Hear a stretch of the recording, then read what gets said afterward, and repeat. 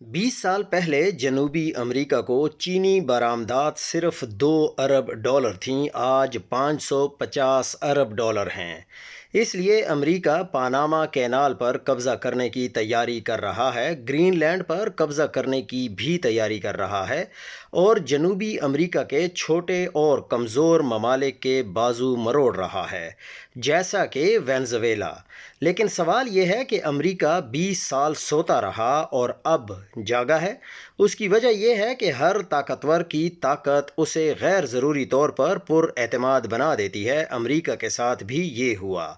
यूरोपीय यूनियन के भारत के साथ तारीख़ के सबसे बड़े फ्री ट्रेड मुआहदे के बाद अमेरिका ने पैक्स सेलिका मुआहदे में भारत को शामिल होने की दावत दे दी और उसी माह भारत पैक्स सेलिका का मेंबर बन जाएगा।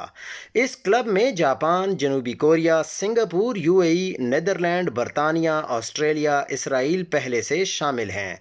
इस क्लब का ये मुआहदा दुनिया का मुस्तकबिल अपने अंदर समोने का मुआहदा है। इसमें मादनियात, सेमीकंडक्टर्स, एआई इंफ्रास्ट्रक्चर, मैन्युफैक्चरिंग और लॉजिस्टिक्स टेक्नोलॉजी पर मिलकर काम करने का वाहिद मकसद चीन का इन शोबों में रास्ता रोकना है। ये मुआहदा भी 2 अरब से ज़्यादा मार्केट का स्ट्रेटेजिक मुआहदा बन चुका है। बदकिस्मती से पाकिस्तान इस मुआहदे से भी बाहर है, हालांकि पाकिस्तान मादनियात में अमेरिका को राम भी कर रहा था। हम पिछले 1 साल से कह रहे हैं कि यूरोप और अमेरिका अब भारत के बगैर चीन का मुकाबला नहीं कर सकते। इसलिए यूरोप और अमेरिका अब भारत के साथ स्ट्रेटेजिक पार्टनरशिप्स में जा रहे हैं। भारत 2 अरब की 2 मुख्तलिफ मार्केट्स से अलग अलग मुआहदों का कॉमन फैक्टर बन चुका है। उसके बाद कनाडा, न्यूजीलैंड, ऑस्ट्रेलिया भी गुफ्तो शनीद कर रहे हैं।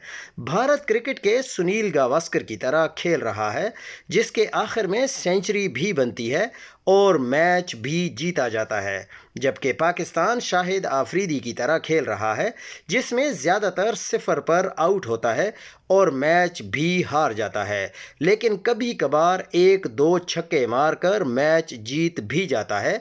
भारत का इस तरह दुनिया की तिजारत का महवर बनना यकीनन हमारे मफाद में नहीं है, क्योंकि हम भारत को अपना दुश्मन नंबर 1 समझते हैं।